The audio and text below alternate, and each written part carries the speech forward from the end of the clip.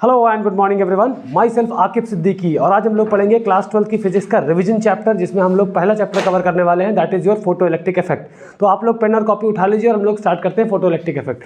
तो स्टूडेंट्स देखिए, हम लोगों का आप लोगों का आईएससी बोर्ड का एग्जाम बहुत करीब है, सीबीएसई बोर्ड का भी एग्जाम ऑब्वियसली करीब है, डेट्स में बहुत ज़्यादा फर्क नहीं है। तो हम लोग क्या करेंगे, एक सीरीज चलाने जा रहा हूँ मैं, जिसमें क्या करूँगा, हर चैप्टर का जो मोस्ट इंपॉर्टेंट पार्ट है वो कवर कराऊंगा और एक्सपेक्टेड क्वेश्चंस आप लोगों को बताऊंगा। तो सबसे पहली बात हम लोग डिकोड करते हैं फोटो इलेक्ट्रिक इफेक्ट। स्टूडेंट्स याद रखिएगा, इस पूरे चैप्टर की समरी इसके नाम में जुड़ी हुई है। वो कैसे जुड़ी हुई है वो मैं आप लोगों को बताता हूँ। देखिए भाई, फोटो यहाँ से निकालो, फोटो मतलब होता है फोटोन, ठीक, और इलेक्ट्रिक से मतलब होता है इलेक्ट्रिसिटी, और इफेक्ट मतलब होता है रीजन, या कह सकते हो असर, ठीक। फोटोन पूरा सेम प्रोसेस है। फोटोन आया, फोटोन से इलेक्ट्रॉन निकले, और इलेक्ट्रॉन निकलने को क्या कहते हैं हम लोग, इलेक्ट्रिसिटी कहते हैं। ये बात क्लियर है। मतलब कहीं ना कहीं फोटोन का जिक्र होगा, इसमें इलेक्ट्रॉन के एमिशन का जिक्र होगा और इलेक्ट्रिसिटी का जिक्र होगा। तो स्टूडेंट्स देखिए, इस पूरे चैप्टर में कई साइंटिस्टों का कंट्रीब्यूशन रहा है। जैसे हर्ट्ज लेनार्ड रहे, आपके एल्बर्ट आइंस्टीन सबसे ज़्यादा क्रेडिट ले गए, और ही डिजर्व दैट। और इस इफेक्ट को प्रूफ करने के लिए लाइट का एक नेचर भी इसी बहाने प्रूफ हो गया। लाइट के बेसिकली दो नेचर्स होते हैं, एक होता है वेव नेचर, एक होता है आपका पार्टिकल नेचर। तो वेव नेचर में लाइट को माना गया है कि light travels in the form of wave by forming crest and trough. It has specific kind of wavelength, specific wavelength for different regions.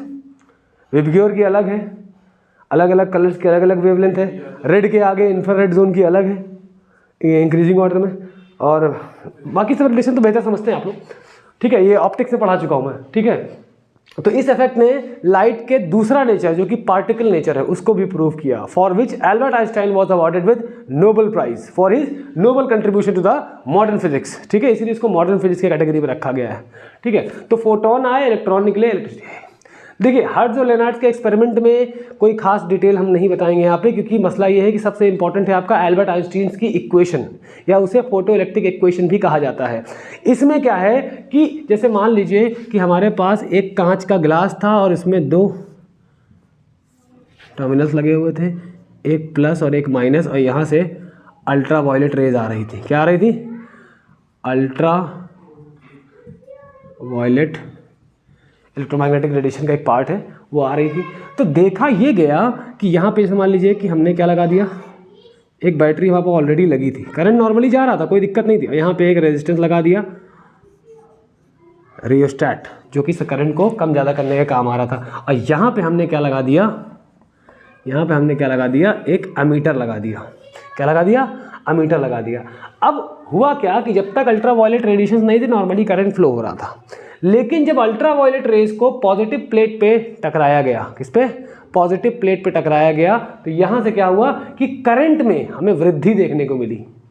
To be very honest, to be very Indian and be in Hindi, वृद्धि मतलब होता है increment देखने को मिला। जैसे मान लो पहले हमें 2 एम्पियर का करंट मिल रहा था, तो अल्ट्रा वायलेट रेडिएशन यहाँ पे इंसिडेंट होने के बाद हमें 2.5 या 2.1 एम्पियर का करंट देखने को मिला। तो जैसे जैसे इसकी इंटेंसिटी हम बढ़ाते गए, हमारे करंट में भी वृद्धि हुई, करंट में भी इंक्रीमेंट देखने को मिला। तो ये था एक रफ आइडिया आपका हर्ट्ज और लेनार्ड के एक्सपेरिमेंट का। एल्बर्ट आइंस्टीन ने क्या किया, देखो यहाँ पे अल्ट्रा वायलेट रेडिएशन क्या कर रही थी, यहाँ से निकलने वाले इलेक्ट्रॉन्स को हेल्प कर रही थी और आसानी पैदा कर रही थी। इसी वजह से इलेक्ट्रॉन ज़्यादा नंबर्स में निकल रहे थे। एल्बर्ट आइंस्टीन ने कहा फोटो इलेक्ट्रिक इफेक्ट के बारे में कि जैसे मान लीजिए किसी भी मेटल सरफेस में, जैसे मान लीजिए ये आपका कोई मेटल सरफेस है, क्या है? मेटल सरफेस में सफिशिएंटली हाई इंटेंसिटी की सनलाइट आई, और लाइट आई किस फॉर्म में? फोटोन के फॉर्म में। याद रखिएगा, फोटोन किस में होता है? सनलाइट में होता है। तो लाइट का ये मानना है, light is consist of tiny infinitely small particles which are called as photons. क्या होते हैं वो? फोटॉन्स होते हैं, जिनको हम लोग कहते हैं एनर्जी पैकेट्स। क्या कहते हैं? एनर्जी पैकेट्स, जिनको कहा गया है क्वांटा। क्या कहा गया है? क्वांटा। वो छोटे वाले बलून नहीं होते, होली के वक्त में छोटे बलून इंसान किसी को फेंक के मारता है तो वो बर्स्ट कर जाते हैं, एक तरह से एनर्जी रिलीज करते हैं। वैसे ही ये एनर्जी पैकेट जो फोटोन के फॉर्म में होते हैं, ये मेटल सरफेस पे या कहीं पे भी गिरते हैं तो क्या होता है, इनमें से एनर्जी रिलीज होती है, और इनके ऊपर जो एनर्जी है they are composed of energy. तो एनर्जी को ऐसे मेजर किया जाता है एच म्यू, और म्यू बराबर होता है आपका सी बाई लेमडा, तो ये हो जाएगा H C by lambda. Mu is your frequency of incident light, और एच क्या है आपका प्लांक्स कांस्टेंट, और ये क्या है वेवलेंथ, और ये स्पीड ऑफ लाइट। क्या है स्पीड ऑफ लाइट।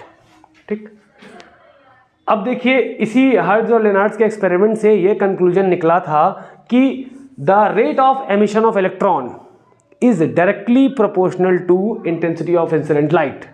क्या पहला लॉ निकला कि rate of electron emission is directly proportional to intensity of light, intensity of light. ठीक, पहला लॉ, ये बहुत इंपॉर्टेंट है। दूसरा है कि the maximum kinetic energy is constant. Electron जो एमिट हो रहे हैं उनकी जो काइनेटिक एनर्जी मैक्सिमम जिस लेवल तक पहुंच सकती है दैट इज कांस्टेंट। तीसरा है the maximum kinetic energy varies linearly with frequency, मतलब मैक्सिमम काइनेटिक एनर्जी को भी आप वेरी करवा सकते हो फ्रीक्वेंसी में वेरिएशन करा के। और एक लॉ ये है कि if frequency of incident light, if frequency of incident light is below a certain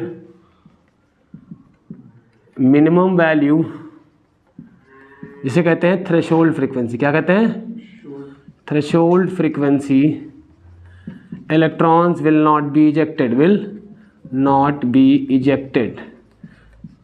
मतलब अगर आने वाली लाइट की फ्रीक्वेंसी एक पर्टिकुलर क्राइटेरिया होता है कि भाई अलग अलग मेटल्स के लिए अलग अलग होता है, अगर उस क्राइटेरिया से मान लो 50 हर्ट्ज की फ्रीक्वेंसी चाहिए, ठीक है, तो अब वो जो मेटल है जिसके ऊपर लाइट इंसिडेंट हो रही है वो 60 हर्ट्ज पे निकालता है इलेक्ट्रॉन को, तो क्या होगा इलेक्ट्रॉन एमिट नहीं होंगे। मतलब एक सर्टेन क्राइटेरिया से अगर आने वाली लाइट की फ्रीक्वेंसी कम होगी तो electron will not be ejected, and that criteria is called as your threshold frequency. ठीक, और दूसरा ये पांचवा ये है कि there is no time lag. क्या there is no time lag, time lag मतलब टाइम का कोई गैप नहीं होता है between incident light and electron emission. ऐसा नहीं है कि लाइट आई फिर सरकारी विभाग की तरह पर पहले चेक किया गया कि भाई हमारे ये थ्रेशोल्ड फ्रीक्वेंसी से ऊपर है या नहीं है, आई अगर वो क्राइटेरिया को मैच कर रही है, मतलब एक मिनिमम वैल्यू से ऊपर की वैल्यू है, तो खटाक से इलेक्ट्रॉन निकल जाएगा। ठीक, अब देखिए इक्वेशन क्या हुई, एक वर्ड होता है वर्क फंक्शन। क्या होता है वर्क फंक्शन। वर्क फंक्शन का मतलब होता है कि वो minimum energy that is required to break the covalent bond. यहाँ पे जो इलेक्ट्रॉन्स हैं ये भाई आपस में बंधे हुए हैं ना, सब कोवेलेंट बॉन्ड से, मेटालिक बॉन्ड से, मेटल्स में होते हैं ना, तो इनके जो बॉन्ड को ब्रेक करने की जो शर्त है, जिस जंजीर से ये बंधे हुए हैं, जो फोर्स इनको बांध के रखा है, उस फोर्स से निजात पाने के लिए जो एनर्जी लगेगी that energy is called as work function. तो वर्क फंक्शन का फॉर्मूला होता है एच म्यू नॉट। क्या होता है, और म्यू नॉट क्या है आपका थ्रेशोल्ड फ्रीक्वेंसी। अगर आने वाली लाइट की फ्रीक्वेंसी या कहें कि वर्क फंक्शन उतना है कि जितना ये जिस फोर्स से ये बंधा हुआ है इलेक्ट्रॉन, तो इलेक्ट्रॉन क्या होगा उस बॉन्ड को तोड़ के सरफेस पे ही आ जाएगा। लेकिन इलेक्ट्रॉन का सरफेस पे आना हमारे किसी काम का नहीं है। इलेक्ट्रॉन शुड एक्सेलरेट, तो होगा क्या कि उससे ज़्यादा एनर्जी दिया, मान लो कि 2 इलेक्ट्रॉन वोल्ट की एनर्जी लेने पे इसने इलेक्ट्रॉन छोड़ दिया कि भैया मैंने आज़ाद कर दिया इनको। अब आप एग्जैक्टली 2 इलेक्ट्रॉन वोल्ट ही दोगे इसको एनर्जी, तो इलेक्ट्रॉन क्या होगा सरफेस पे निकल के तैरने लगेगा। तो अगर आपने इससे कम दिया तो इलेक्ट्रॉन निकलने का कोई सवाल ही नहीं, और इतनी दिया तो इलेक्ट्रॉन सरफेस पे तैरेगा जो हमारे किसी काम का नहीं। तो इससे जरा सी ज़्यादा दिया, मान लो आपने 3 इलेक्ट्रॉन वोल्ट दिया, कितना दिया 3 इलेक्ट्रॉन वोल्ट दिया, तो 2 इलेक्ट्रॉन वोल्ट तो कहाँ इस्तेमाल हो गया, वर्क फंक्शन में इस्तेमाल हो गया। अब बचा हुआ कहाँ चला जाएगा, काइनेटिक एनर्जी, इलेक्ट्रॉन को एक्सेलरेट करने में काम आ जाएगा। तो इसी तरह से हम लोग जब फोटो इलेक्ट्रिक इक्वेशन लिखेंगे तो E बराबर जो भी एनर्जी फोटोन लेके आके उसके ऊपर गिरा था मेटल सरफेस पे, वो दो जगह खर्च किया उसने।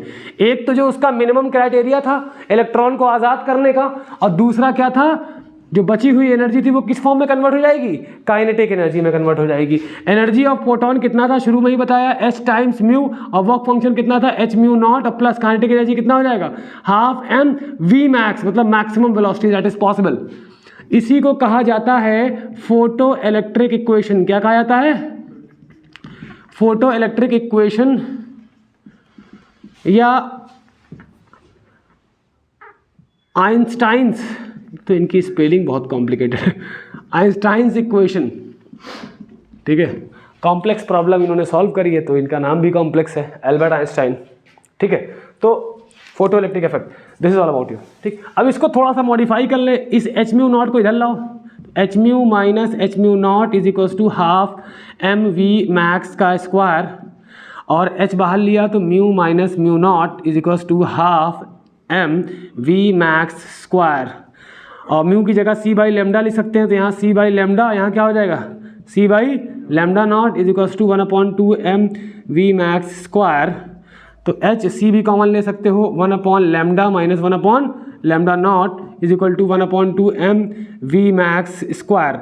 अब आप लोग को पता होगा कि mu is inversely proportional to lambda, lambda ज़्यादा म्यू कम, लेमडा कम म्यू ज़्यादा। तो लेमडा नॉट क्या है, maximum value of wavelength that is permitted. Frequency के लिए जो चीज़ मिनिमम है, वेवलेंथ के लिए वो चीज़ क्या हो जाएगी, मैक्सिमम हो जाएगी। जैसे रेड कलर के लिए क्या है, red colour has the maximum wavelength of visible spectrum out of among all visible colours. Red colour की मैक्सिमम वेवलेंथ होती है, तो अगर उसकी वेवलेंथ मैक्सिमम है तो फ्रीक्वेंसी क्या हुई, मिनिमम हुई। वॉयलेट कलर की फ्रीक्वेंसी मैक्सिमम है, फ्रीक्वेंसी मैक्सिमम हुई तो वेवलेंथ मिनिमम हुई।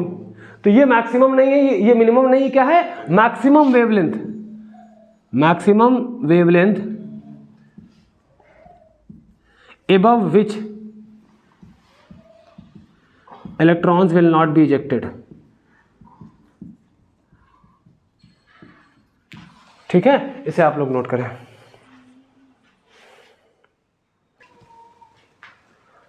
तो स्टूडेंट्स देखिए, फोटो इलेक्ट्रिक इफेक्ट के बारे में हम लोगों ने काफ़ी कुछ पढ़ लिया, इसके लॉस पढ़ लिए, हर्ट्ज और लेनार्ड्स एक्सपेरिमेंट पढ़ लिया, एल्बर्ट आइंस्टीन की इक्वेशन पढ़ ली, पूरा क्या क्या था सब कुछ पढ़ लिया।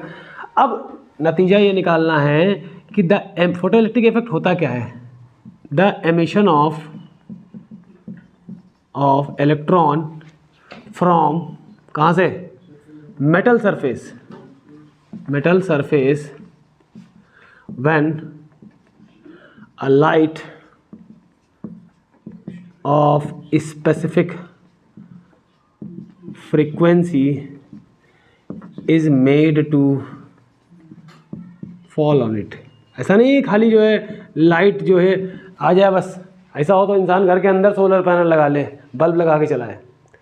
Light should have a definite value of frequency in order to electron get ejected, in order to eject the electron.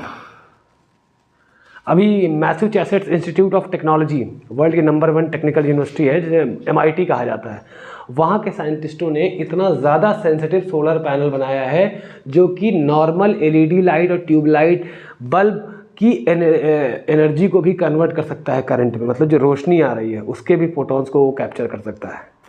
Highly sensitive material है और इसका यूज़ इतना ज़्यादा यूज़ है, ख़ास करके स्पेस शटल्स में, स्पेस मिशंस में। कैसे आती होगी लाइट, तार थोड़ी ना खींच के ले जाते हैं आसमान तक, भैया तार लेके जा रहे हैं, बीच में किसी ने काट दिया, that is not practically feasible right now, till now. तो वहाँ पे क्या है, सोलर पैनल से ही चल रहा है। सोलर पैनल का पूरा प्रिंसिपल इसी बेस पे है, फोटो इलेक्ट्रिक इफेक्ट पे। अभी तो नहीं है, लेकिन एक इंजीनियरिंग में होता है cathode ray oscilloscope, CRO। Picture tube देखा होगा टीवी की, टीवी का मेन बेसिक फंडामेंटल यही तो है, फोटो इलेक्ट्रिक इफेक्ट ही तो है। तो समझ में आया कि नहीं आया जी, सोलर पैनल, टेलीविजन वगैरह वगैरह। तो ये क्या है, the phenomena of emission of electron from metal surface when a light of specific frequency is made to fall on it. ठीक, and that specific frequency is called as threshold frequency. उस specific से ऊपर गया तो electron बाहर निकल के accelerate करेगा, करंट मिलेगा, ज़्यादा निकलेगा ज़्यादा करंट मिलेगा। द एमिटेड, या कह सकते हो emitted electrons are called as photo electron. क्या कहलाता है, जो इलेक्ट्रॉन निकले हैं किसके वजह से निकले हैं, फोटॉन्स के वजह से निकले, तो उनको फोटो इलेक्ट्रॉन कह दिया भैया, क्या दिक्कत है इसमें। Now coming to the numerical portion, या कह सकते हो कैलकुलेशन पोर्शन, क्या है, क्या क्या इसमें हमें कैलकुलेट करने को देगा। तो सबसे पहली चीज़ हमारे पास जो सबसे पहला फॉर्मूला है एनर्जी ऑफ फोटोन, क्या, एनर्जी ऑफ फोटोन, ई बराबर क्या लिखेंगे, एच टाइम्स म्यू, और एच टाइम्स म्यू बराबर होता है सी बाई लैम्डा। वर्क फंक्शन बराबर, जिसको कुछ कुछ किताबों में फाई से भी डिनोट किया गया है, वो होता है एच म्यू नॉट, ये होता है H C by lambda not हो जाएगा। फिर आता है आइंस्टाइन्स की इक्वेशन जो होती है वर्क फंक्शन प्लस ई के, और ये इसके जगह लिख दो आप एच म्यू, वर्क फंक्शन की जगह H mu not plus E K is your half M V max square. अब देखिए E K that is your kinetic energy, क्या है ये,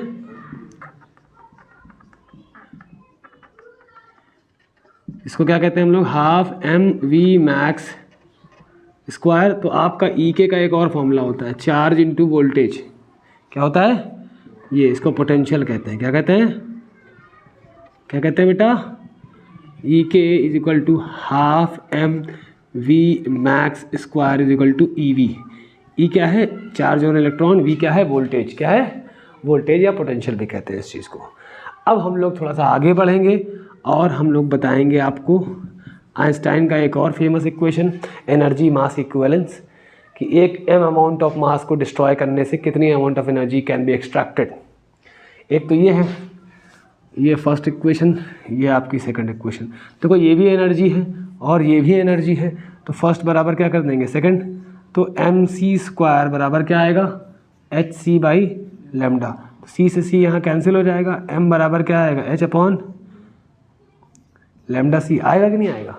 और अगर हम बात करें मोमेंटम की, किसकी बात करें बेटा,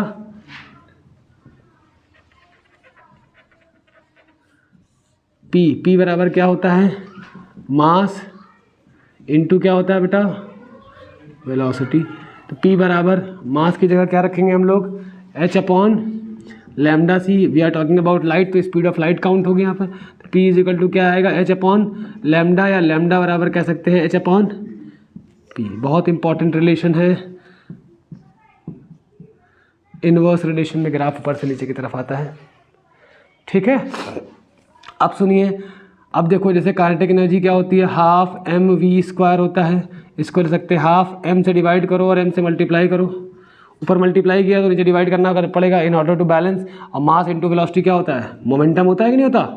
तो के इज इक्वल्स टू क्या आएगा, 1/2m, और ये p का स्क्वायर बन जाएगा, क्या बन जाएगा, तो p स्क्वायर बराबर क्या आएगा, 2m के इंटू 1, कोई फ़र्क नहीं पड़ेगा। तो p इज इक्वल टू क्या आएगा, रूट ऑफ 2m के, इसको वापस ले आके यहाँ रखेंगे, तो lambda is equal to H upon क्या आएगा, अंडर रूट में 2m के। और आपको पता है ना कि सिंस आपका k बराबर क्या होता है, EV भी होता है, देयरफॉर आपका लैम्डा कितना हो जाएगा, h upon under root 2m, और k की जगह E कैपिटल भी, h की वैल्यू रखेंगे 6.6 इंटू 10 की पावर -34, और m यहाँ बात हो रही है मास ऑफ इलेक्ट्रॉन की, तो दैट इज़ योर 9.1 इंटू 10 की पावर -31 kg। और क्या है, बस वैल्यू रखो, जब इसको सॉल्व करोगे तो you will be getting 12.27 angstrom upon root of v। v is your potential या कह सकते हो वोल्टेज, ठीक है। तो लैम्डा बराबर इसको अगर एक साथ लिखना चाहें तो अंडर रूट ऑफ 150, ये 150 का रूट यही आएगा, तो आसानी के लिए बता रहे हैं इतने आर्मस्ट्रॉन्ग। आर्मस्ट्रॉन्ग क्या है, बहुत छोटी यूनिट होती है लेंथ मेजरमेंट की, तो 1 आर्मस्ट्रॉन्ग आपका जो होता है वो होता है 10 की पावर -8 सेंटीमीटर्स, या कह सकते हो 10 की पावर -10 मीटर्स। कुछ नोटेशंस और लिख लो, 1 नैनोमीटर इज़ योर 10 की पावर -9 मीटर्स, और फिर आता है 1 पिकोमीटर दैट इज़ योर 10 की पावर -12 मीटर्स, फिर आता है 1 फेम्टोमीटर या फर्मी, सब लेंथ मेजरमेंट यूनिट है, 10 की पावर -15 मीटर्स, ठीक है। This is all about your photo electric effect. I expect कि आप लोगों को ये चीज़ समझ में आई होगी। मिलते हैं नेक्स्ट लेक्चर में, थैंक यू सो मच।